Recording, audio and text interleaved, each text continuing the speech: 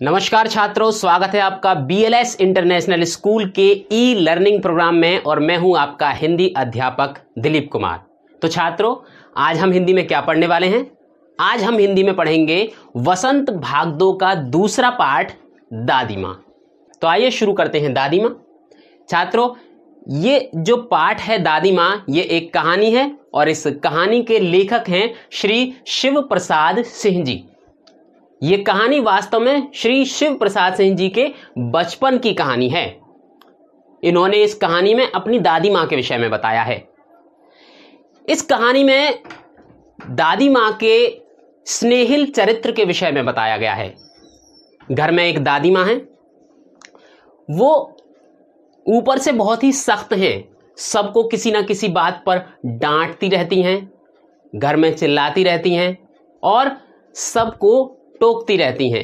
पूरे घर में रोक टोक का माहौल दादी माँ ने बना रखा है, जिसके कारण अनेक बार ऐसा भी हो जाता है कि परिवार के बाकी सदस्य दादी माँ से चिढ़ने तक लगते हैं।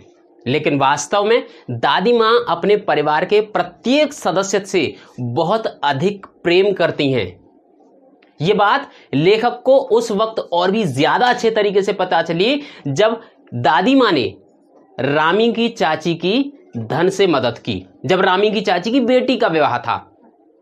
और इस कहानी के अंत में जब श्री शिव प्रसाद सिंह जी अपनी दादी माँ की यादों में डूबे हुए थे और उनको एक पत्र प्राप्त होता है अपने बड़े भाई का, जिसमें दादी माँ की मृत्यु का समाचार था, तो शिव प्रसाद सिंह जी अंदर से रोने लगे, दुखी हो गए कि जिन दादी माँ के प्रेम से वे अब तक अभिसिंचित थे, आखिरकार उन दादी माँ का प्रेम उनको कैसे मिलेगा।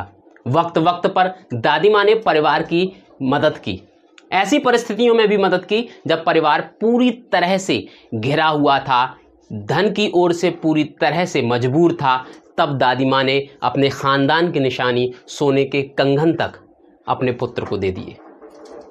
तो आइए दादी माँ की इस कहानी को पढ़ते हैं और जानते हैं कि दादी माँ ने किस प्रकार से अपने पूरे परिवार को एकजुट करके रखा और परिवार को प्रेम प्रदान किया। कमज़ोरी ही है अपनी, पर सच तो ये है कि ज़रा सी कठिनाई पड़ते बीसों गर्मी, बरसात और वसंत देखने के बाद भी मेरा मन सदा नहीं तो प्रायः अनमना सा हो जाता है।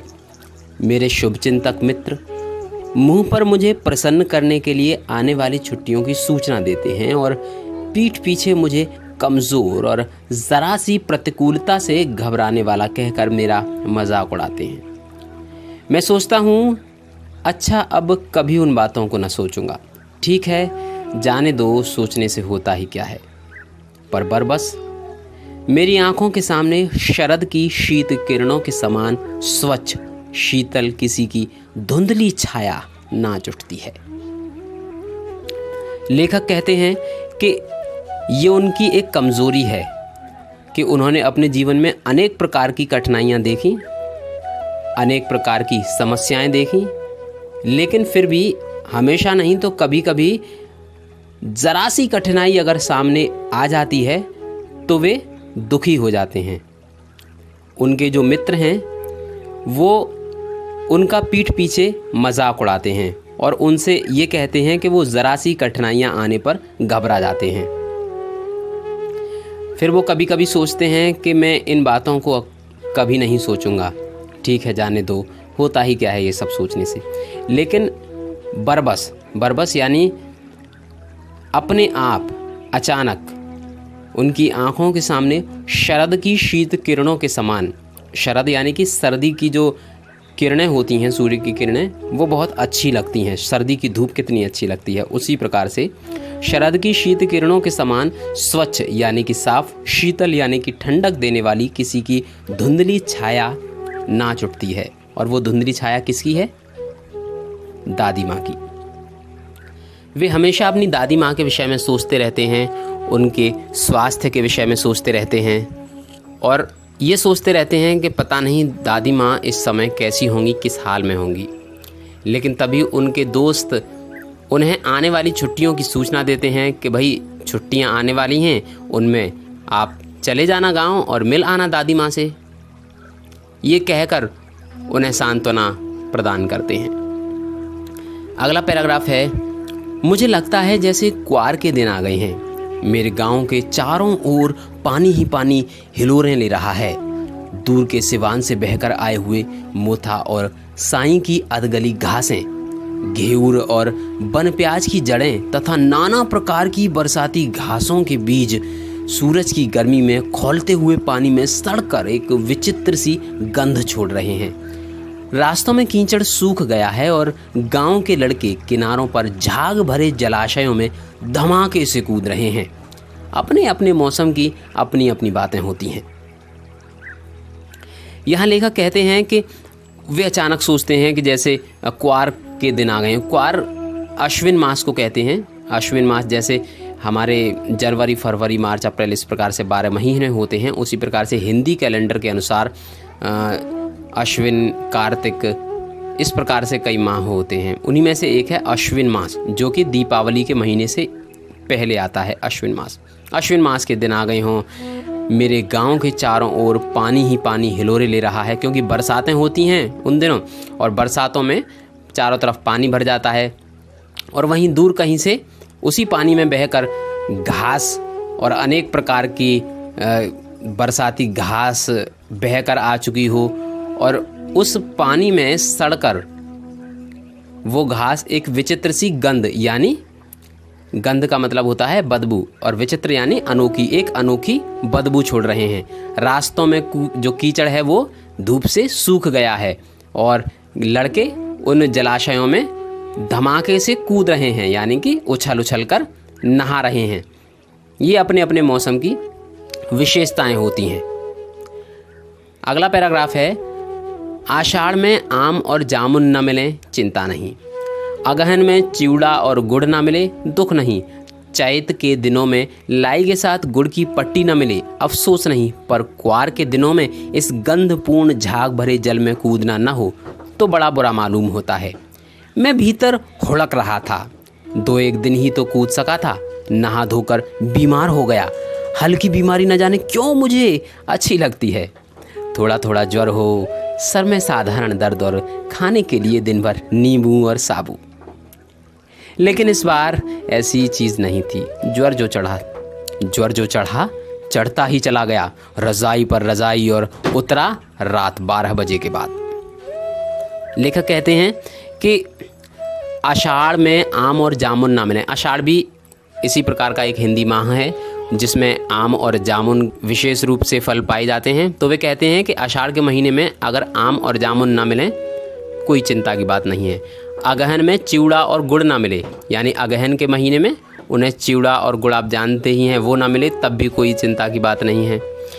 चैत के दिनों में लाई और गुड़ की पट्टी ना मिले, यानी चैत्र का जो महीना होता है उसमें लाई जो चावल के हल्के चिरवा जिनको बोला जाता है, और उसके साथ गुड़ की एक पट्टी होती है ना, गजक जैसी होती है, चिरवे की गजक जिसको लैया पट्टी पूर्वांचल में बोला जाता है, अगर वो भी ना मिले तो भी कोई अफसोस नहीं है। पर क्वार के दिनों में गंधपूर्ण झाग भरे जल में कूदना ना हो तो बड़ा बुरा मालूम होता है। ये कहते हैं कि जो पानी बरसात में भर जाता है और उसमें एक अनोखी गंध, एक अनोखी बदबू उठती है, झाग होता है, बड़ा गंदगी पूर्ण वो जल होता है, उसमें कूदने का अलग ही आनंद होता है। वो अगर ना हो तो फिर वो अच्छा नहीं लगता। मैं भीतर हुड़क रहा था, हुड़क यानी कि उनको अंदर से मन हो रहा था उसी जल में कूदने का, आनंद लेने का। 2-1 ही दिन तो कूद सका था। अब ये पुरानी बातें याद कर रहे हैं कि पहले जब वो 1-2 दिन वहाँ पर कूद सके थे और उसके बाद वे बीमार हो गए थे। लेखक बताते हैं कि हल्की बीमारी उन्हें बहुत अच्छी लगती है, जिसमें थोड़ा थोड़ा सा उन्हें बुखार आ रहा हो, हल्का सा बदन उनका गर्म हो रहा हो, सर में थोड़ा सा दर्द हो, और ऐसे में क्या होता है कि घर वाले पूरी सेवा करते हैं और खाने पीने के लिए अच्छी चीज़ें मिलती हैं, जैसे नींबू का पानी मिलता है और साबूदाने की बनाई हुई चीज़ें मिलती हैं। लेकिन इस बार ये बताते हैं कि जब वो गांव से अलग रह रहे थे तो ये सब चीज़ें उनको नहीं मिली। ज्वर यानी कि बुखार जब उनको चढ़ा तो बहुत तेज़ चढ़ा, और फिर उसका क्या हुआ कि रज़ाई पर रज़ाइयाँ वे ओढ़ते चले गए, और उतरा रात के 12 बजे, जब बहुत देर रात हो चुकी थी तब उतरा। आगे लेखक लिखते हैं, दिन में मैं चादर लपेटे सोया था, दादी माँ आई, शायद नहा कर आई थीं। उसी झाग वाले जल में पतले दुबले स्नेह सने शरीर पर सफ़ेद किनारीहीन धोती, सन से सफ़ेद बालों के सिरों पर सद्यह टपके हुए जल की शीतलता। आते ही उन्होंने सर पेट छुए, आंचल की गांठ खोल किसी अदृश्य शक्तिधारी के चबूतरे की मिट्टी मुंह में डाली, माथे पर लगाई। दिन रात चारपाई के पास बैठी रहती, कभी पंखा झलती, कभी जलते हुए हाथ पैर कपड़े से सहलाती, सर पर दालचीनी का लेप करती और 20 बार छू छू कर ज्वर का अनुमान करती। हांडी में पानी आया कि नहीं, उसे पीपल की छाल में छौंका कि नहीं, खिचड़ी में मूंग की दाल एकदम मिल तो गई है, कोई बीमार के घर से सीधे बाहर से आकर तो नहीं चला गया, आदि लाखों प्रश्न पूछ पूछ कर घर वालों को परेशान कर देती। लेखक कहते हैं कि वे जब ज्वर से पीड़ित थे तो चादर लपेटकर सो रहे थे और तभी दादी माँ आ गईं। शायद वो नहा कर आई थीं क्योंकि वे भीगी हुई थीं। यहाँ पर लेखक ने दादी माँ का शब्द चित्र प्रस्तुत किया है, यानी बताया है कि दादी माँ देखने में कैसी लग रही थीं उस वक्त। पतले दुबले स्नेह शने शरीर पर, यानी दुबली पतली थी, स्नेह यानी कि प्रेम से भरा हुआ शरीर था उनका। सफ़ेद किनारेहीन धोती उन्होंने पहन रखी थी, सफ़ेद बाल थे, चूंकि वह नहा कर आई थी तो बालों से पानी टपक रहा था। उन्होंने क्या किया, आते ही लेखक के सर और पेट को छूकर देखा कि कितना बुखार है, और फिर उन्होंने अपने आंचल से कोई विभूति उनके मुंह में डाली और माथे पर लगा दी। दादी माँ अक्सर बीमार होने पर उनके साथ बैठी रहती थीं, रात भर पंखा करती रहती थीं और सर को सहलाती रहती थीं। इससे लेखक को बड़े ही आनंद की प्राप्ति होती थी, एक स्नेह, एक प्रेम उनको मिलता था। और इसके अलावा अनेक प्रकार की औषधियों के विषय में वो जानती थीं और घर वालों से अनेक प्रकार के प्रश्न पूछती रहती थीं दादी माँ, कि दालचीनी का लेप करती थीं, बार बार ज्वर का अनुमान करती थीं और सबसे सवाल पूछती थी कि भाई हांडी में पानी आया कि नहीं, उसे पीपल की छाल में छौंका कि नहीं, खिचड़ी मूंग की दाल में मिल तो गई है ना। मतलब अनेक प्रकार के सवाल पूछती थीं और बीमार व्यक्ति का विशेष रूप से ध्यान रखती थीं दादी माँ, और पूरे घर को उस बीमार व्यक्ति के कारण परेशान करके रख देती थीं। लेखक ने आगे अपने यादों के झरोखे से लिखा है, दादी माँ को गंवई गांव की 50 किस्म की दवाओं के नाम याद थे। गांव में कोई बीमार होता, उसके पास पहुंचती और वहां भी वही काम, हाथ छूना, माथा छूना, पेट छूना, फिर भूत से लेकर मलेरिया, सरसाम, निमोनिया तक का अनुमान विश्वास के साथ सुनाती। महामारी और विषूचिका के दिनों में तो रोज सवेरे उठकर स्नान के बाद लवंग और गुड़ मिश्रित जलधार, गुग्गल और धूप, सफाई कोई उनसे सीख ले। दवा में देरी होती, मिश्री या शहद खत्म हो जाता, चादर या गिलाफ नहीं बदले जाते तो जैसे पागल सी हो जाती। बुखार तो मुझे अब भी आता है। नौकर पानी दे जाता है, मेष महाराज अपने मन से पकाकर खिचड़ी या साबू, डॉक्टर साहब आकर नाड़ी देख जाते हैं और कुनैन मिक्सर की शीशी की तिताई के डर से बुखार भाग भी जाता है। पर न जाने क्यों ऐसे बुखार को बुलाने का जी नहीं चाहता। लेखक कहते हैं कि उनकी जो दादी माँ थीं, उनको गांव की अनेक प्रकार की दवाओं के, यानी कि औषधियों के नाम याद थे, क्योंकि वो करती क्या थी कि गांव में अगर कोई भी बीमार हो जाए तो वे वहां पहुंच जाती और वही कार्य करती थी, यानी कि उसके बुखार के टेम्परेचर को देखना और अपने अनुभव के अनुसार बीमारी तक बता दिया करती थी कि बीमार को मलेरिया है या निमोनिया है। महामारी और विषूचिका यानी कि हैजा के दिनों में तो वे रोजाना सुबह उठकर लवंग और गुड़ मिश्रित जलधार, गुग्गल और धूप, ये तमाम व्यवस्थाएं दवाओं की कर देती थीं और साफ़ सफाई का विशेष ध्यान रखती थीं। अगर किसी ने साफ़ सफाई में ज़रा भी लापरवाही की तो गुस्सा हो जाती थीं। लेखक कहते हैं कि अब ऐसा नहीं है, क्योंकि वे शहर में रहते हैं। नौकर पानी दे जाता है अगर वे कभी बीमार होते हैं। मेष महाराज यानी कि जो खाना बनाने वाले हैं, वे खिचड़ी या साबूदाना बना कर दे जाते हैं। डॉक्टर साहब आते हैं, वे दवाई वगैरह दे जाते हैं और बुखार ठीक भी हो जाता है। लेखक कहते हैं कि अब ये बुखार, ये बीमार होना अच्छा नहीं लगता, लेकिन जब दादी माँ थी तो इस बुखार में भी आनंद था। आगे लिखा है लेखक ने, किशन भैया की शादी हुई। दादी माँ के उत्साह और आनंद का क्या कहना। दिन भर गायब रहती, सारा घर जैसे उन्होंने सर पर उठा लिया हो।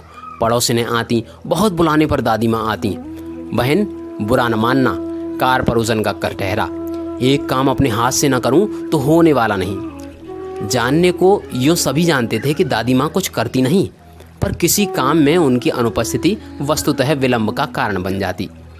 उन्हीं दिनों की बात है, एक दिन दोपहर को मैं घर लौटा। बाहरी निकसार में दादी माँ किसी पर बिगड़ रही थीं। देखा पास के कोने में दुबकी रामी की चाची खड़ी हैं। सुना होगा धन्नो, रुपए मैं सूद के आज दे दे, तेरी आंख में तो शर्म है नहीं। मांगने के समय कैसी आई थी, पैरों पर नाक रगड़ती फिरी, किसी ने एक पाई भी न दी। अब लगी है आजकल करने, फसल में दे दूंगी, फसल में दे दूंगी। अब क्या तेरी खातिर दूसरी फसल कटेगी? दूंगी मालकिन, रामी चाची रोती हुई बोली। दोनों हाथों से आंचल पकड़े दादी माँ के पैरों की ओर झुकी। बिटिया रानी की शादी है, आप न दया करेंगी तो उस बेचारे का निस्तार कैसे होगा? हट हट, अभी नहा के आ रही हूँ। दादी माँ पीछे हट गई। जाने दो दादी, मैंने इस अप्रिय प्रसंग को हटाने की गरज से कहा। बेचारी गरीब है, दे देगी कभी। चल चल, चला है समझाने, दादी माँ ने कहा। मैं चुपके से आंगन की ओर चला गया। कई दिन बीत गए, मैं इस प्रसंग को एकदम भूल सा गया। एक दिन रास्ते में रामी की चाची मिली। वह दादी को पूतो फलो दूधो नहाओ का आशीर्वाद दे रही थी। मैंने पूछा, क्या बात है धन्नो चाची? तो उसने विह्वल होकर कहा, उड़न हो गई बेटा, भगवान भला करे हमारी मालकिन का। कल ही आई थी, पीछे का सभी रुपया छोड़ दिया, ऊपर से 10 रुपए का नोट देकर बोली, देखना धन्नो, जैसी तेरी बेटी वैसी मेरी, 10-5 के लिए हंसाई ना हो, देवता है बेटा, देवता। उस रोज तो बहुत डांट रही थी। मैंने पूछा, वह तो बड़े लोगों का काम है बाबू, रुपया देकर डांटें भी ना तो क्या लाभ। मैं मन ही मन इस तर्क पर हंसता हुआ आगे बढ़ गया। इस पैराग्राफ में लेखक बताते हैं कि किशन भैया जो उनके भाई हैं, उनकी शादी हुई थी और दादी माँ काफ़ी उत्साहित, बहुत खुश थी। दिन भर वे गायब रहती, सारा घर जैसे उन्होंने सर पर उठा लिया हो, यानी वे सभी से काम के विषय में पूछती थी कि कौन सा काम हो गया है और कौन सा नहीं हुआ। कई बार जब पड़ोस की महिलाएं उन्हें बुलाने के लिए आती थीं तो वे क्या कहती थीं कि भाई मैं इस समय शादी के घर में हूँ, घर में शादी है, तो मेरे बिना तो कोई काम होता नहीं है। इस प्रकार की बातें कहकर वे पड़ोसिन से देरी से आने का ये एक प्रकार का एक कारण बताती थी। लेखक कहते हैं कि हालांकि दादी माँ कुछ विशेष कार्य करती नहीं थी, लेकिन अगर वे किसी काम में नहीं होती थीं और वह काम देरी से हुआ तो समझिए कि दादी माँ नहीं थी, इसलिए देरी से हुआ। इसके लिए दादी माँ सभी को आरोपित कर देती थी कि मैं नहीं थी, इसीलिए काम समय पर नहीं हुआ। तभी लेखक ने एक दृश्य देखा कि घर से बाहर जाने के रास्ते में दादी माँ किसी पर बहुत गुस्सा हो रही थी। देखा तो रामी चाची खड़ी थी। रामी चाची दरअसल अपनी बेटी के शादी के लिए कुछ रकम कर्ज मांगने के लिए आई थी, लेकिन दादी माँ ने उनको खूब खरी खोटी सुनाई, क्योंकि रामी चाची ने दादी माँ को पिछले ही रुपए नहीं दिए थे और फसल कटने पर दे दूंगी ऐसा आश्वासन दिया था, मगर वापस रुपए नहीं दिए थे। इस प्रकार से दादी माँ के रामी चाची ने काफ़ी हाथ पैर जोड़े, लेकिन दादी माँ नहीं मानी। मैंने भी दादी माँ को समझाने की कोशिश की कि दादी माँ वो दे देगी, लेकिन दादी माँ ने मुझे फटकार कर चुप रहने के लिए बोला। मैं इस घटना को भूल गया और चला भी गया। लेकिन एक दिन मैंने देखा कि रास्ते में रामी चाची थी और दादी माँ रामी चाची को आशीर्वाद दे रही थी। मैंने रामी की चाची से बाद में पूछा भी कि धन्नो चाची आज तो बड़ी खुश नज़र आ रही हैं। तो धन्नो चाची ने मुझे ये बताया कि बेटा मैं उऋण हो गई। उऋण का मतलब है कि बेटी की शादी को एक प्रकार का ऋण माना जाता है, और बेटी की शादी के बाद लोग कहते हैं कि वह ऋण हमने चुका दिया है, यानी कि उऋण हो गई।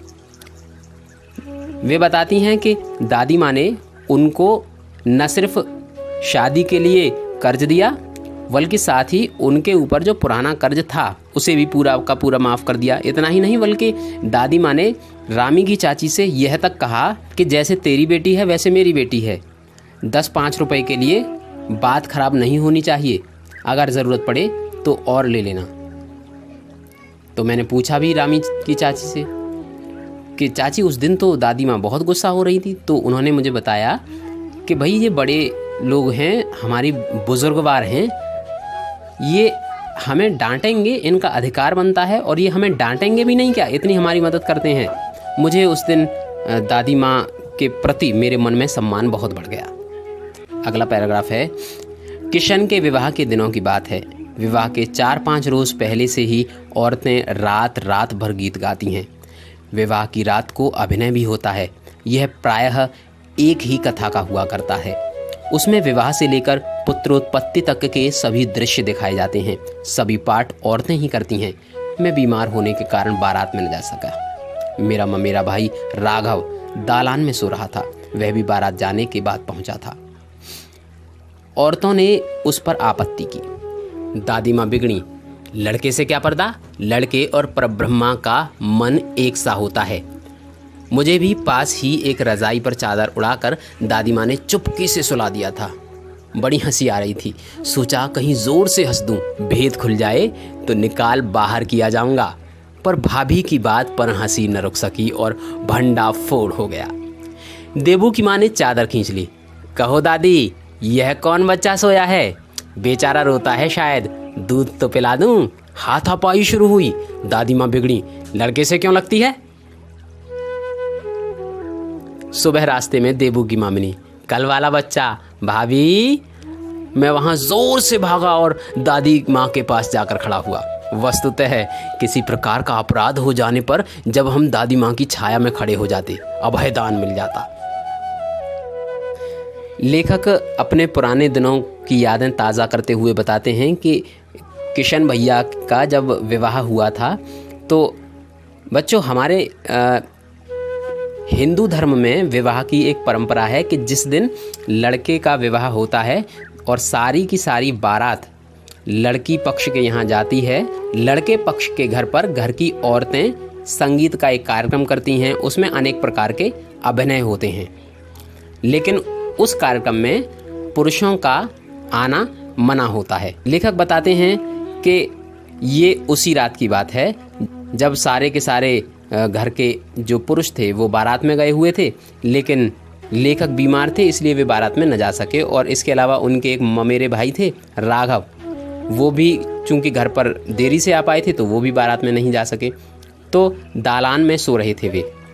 औरतों ने इस बात पर आपत्ति की कि औरतों के कार्यक्रम में ये मर्द यहाँ पर क्या कर रहे हैं, लेकिन दादी माँ ने उनको बचा लिया और कहा कि लड़के से क्या पर्दा, लड़के और परब्रह्मा यानी कि ईश्वर और बच्चे दोनों एक जैसे होते हैं। तो इसलिए जिस प्रकार हम ईश्वर से नहीं छुप सकते, उसी प्रकार से हमें बच्चों से भी नहीं छुपना चाहिए। लेकिन उस कार्यक्रम में कुछ इस प्रकार के अभिनय किए जा रहे थे कि लेखक को बहुत हंसी आ रही थी, लेकिन वे अपनी हंसी को रोके हुए थे। मन हो रहा था कि बाहर जाकर कहीं हंस लूं, लेकिन फिर भी हंसी को दबाए हुए थे। तभी भाभी माँ ने कुछ ऐसी बात कही कि वे लेखक अपनी हंसी को रोक ना सके और जोर से हंस दिए, जिससे कि उन्हें पकड़ा गया। फिर क्या हुआ, देबू की माँ ने चादर खींच ली और दादी माँ से कहा कि दादी माँ, ये बताइए ये कौन सा बच्चा है। तो इस प्रकार से वह रात कट गई। लेकिन अगले दिन सुबह रास्ते में देबू की माँ जब फिर से मिली तो उन्होंने लेखक के साथ में फिर से मजाक किया और कहा कि देखो भाभी, ये वही है ना कल वाला बच्चा। लेखक शर्मा के और भाग के दादी माँ की छाया में दादी माँ के पास जाकर खड़े हो गए।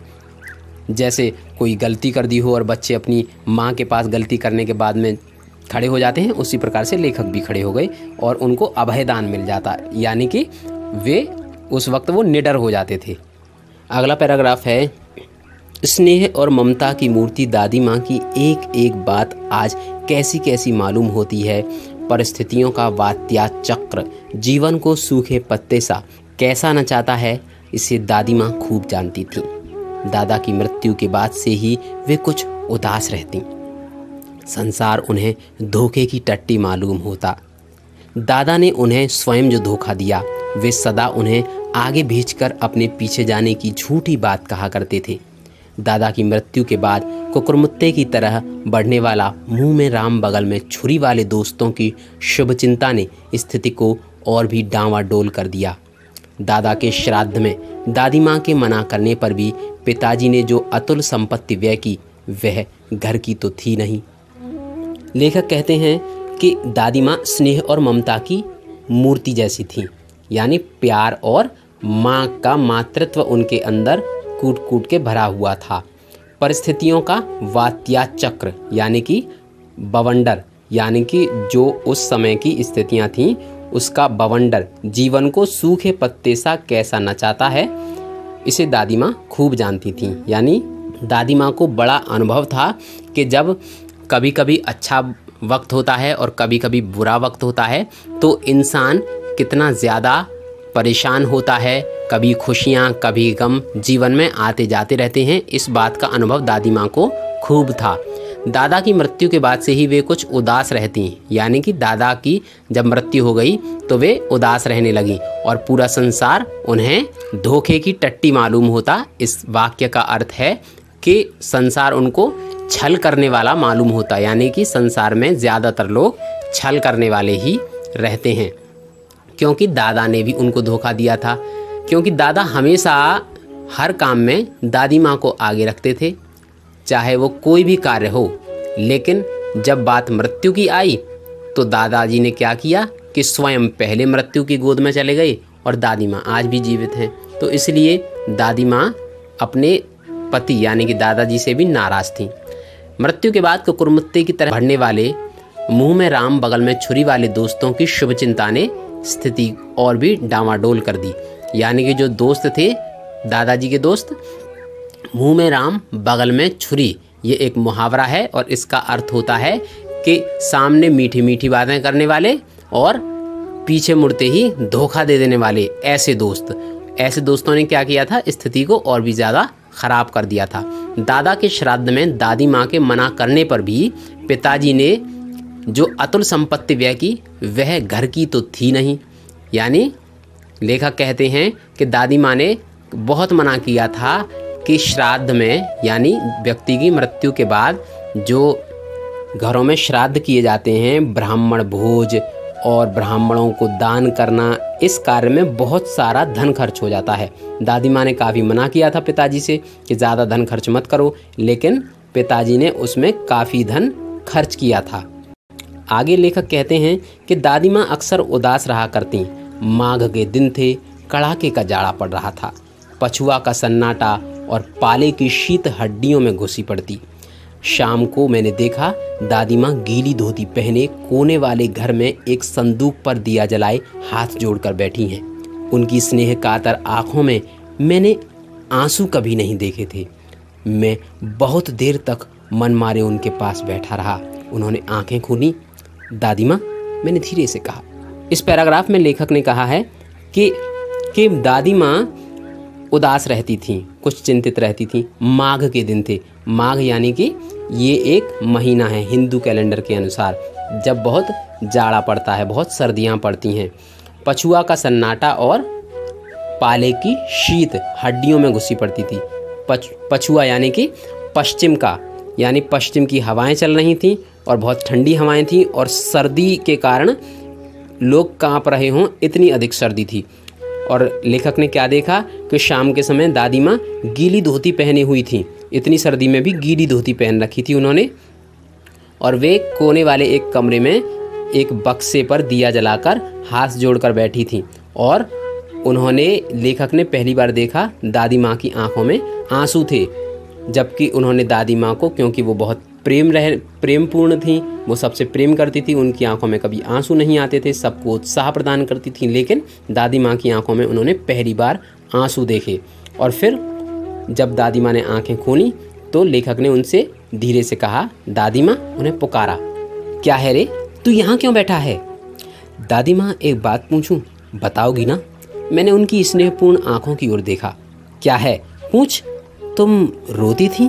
दादी माँ मुस्कुराई। पागल, तूने अभी खाना भी नहीं खाया ना, चल चल धोती तो बदल लो दादी माँ, मैंने कहा। मुझे सर्दी गर्मी नहीं लगती बेटा। वे मुझे खींचती रसोई में ले गई।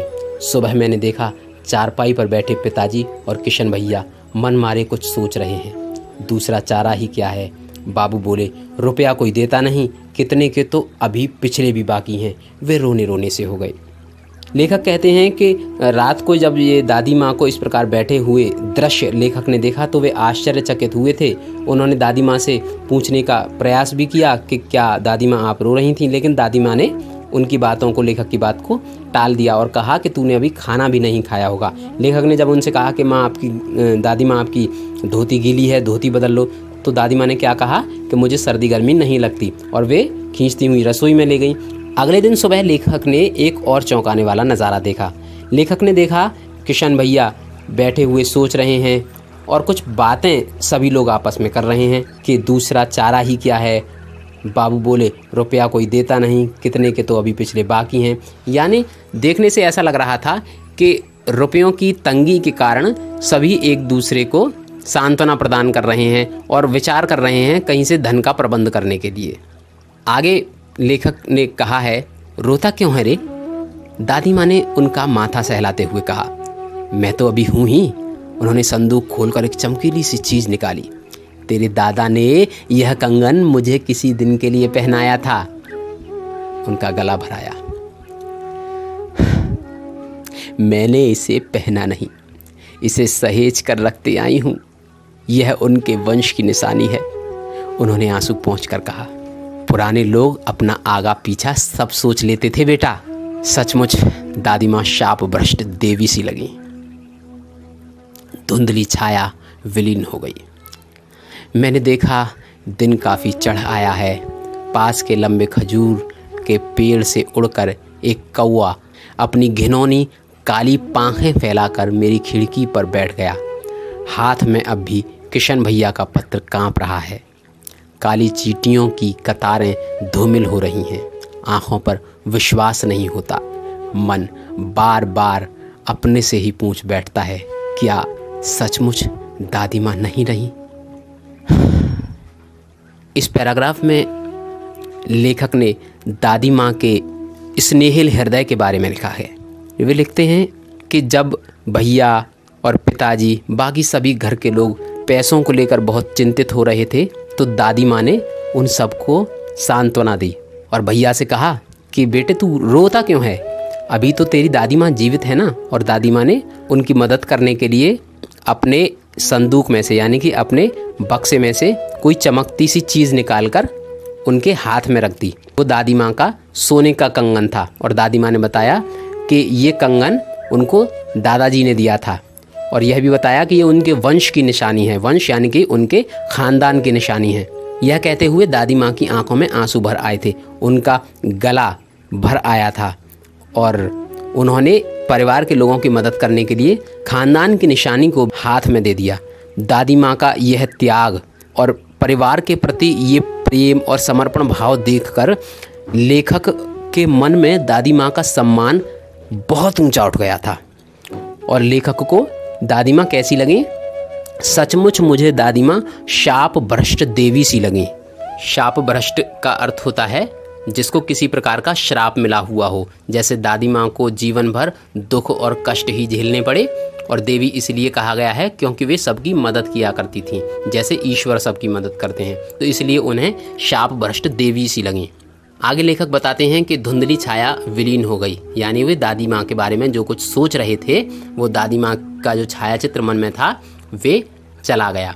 और लेखक ने देखा कि दिन काफ़ी चढ़ आया है। दादी माँ के बारे में सोचते सोचते उनको काफ़ी देर हो चुकी है और पास के लंबे खजूर के पेड़ से उड़कर एक कौवा अपनी घिनौनी काली पांखें फैलाकर, यानी कि एक काले रंग का कौवा अपने पंखों को फैलाकर घिनौनी, यानी कि जो देखने में सुंदर ना हो उसको हम घिनौना कहते हैं, जो बदसूरत पंख थे उनको फैलाकर उनकी खिड़की पर आकर बैठ गया था। यानी कि कोई अशुभ समाचार जैसा उनको प्रतीत हो रहा था। और हाथ में अभी किशन भैया का पत्र कांप रहा है, यानी कि उनके हाथ में एक चिट्ठी है जिसमें क्या है, दादी माँ की मृत्यु का समाचार है। और वे यह सोच रहे हैं कि आंखों पर विश्वास नहीं होता। मन बार बार उनसे ही पूछ बैठता है कि क्या सचमुच दादी माँ नहीं रही, क्योंकि उस पत्र में दादी माँ की मृत्यु का समाचार लिखा हुआ था। दादी माँ की मृत्यु का यह समाचार पाकर लेखक बहुत ही दुखी हो गए, बहुत ही व्यथित हो गए और उनकी आंखों में आंसू भर आए। तो छात्रों, ये थी दादी माँ, जिन्होंने अपना पूरा जीवन अपने बच्चों के ऊपर न्यौछावर कर दिया। हर मुश्किल घड़ी में वो परिवार के सदस्यों के साथ खड़ी नजर आईं। चाहे दुखों की बात हो या फिर सुखों की, दादी माँ ने हमेशा ही परिवार की मदद की। परिवार या गांव के लोगों ने दादी माँ की कठोरता के कारण भले ही उनको गलत समझा हो, लेकिन दादी माँ ने सदैव सबकी मदद की। चाहे वो उदाहरण हो रामी की चाची का या फिर वो उदाहरण हो लेखक के पिता का। ऐसी ही कुछ अन्य कहानियों के साथ छात्रों आपसे मिलते रहेंगे और आपको सुनाते रहेंगे ऐसी ही रोचक कहानियाँ। फिलहाल आपको करने हैं दादी माँ पाठ के प्रश्नोत्तर, और इन प्रश्नोत्तरों को लिखने के साथ आप याद भी करेंगे। साथ ही मैं आपको कुछ प्रश्नोत्तर असाइनमेंट के रूप में दे रहा हूं, उनके उत्तर आपको अपने शब्दों में लिखने हैं। वो चंद प्रश्न आपको मैं असाइनमेंट में दे रहा हूं। फिलहाल हमें दीजिए इजाज़त। अगले हफ्ते फिर आपसे होगी मुलाकात, फिर से मिलेंगे एक नए टॉपिक के साथ। नमस्कार।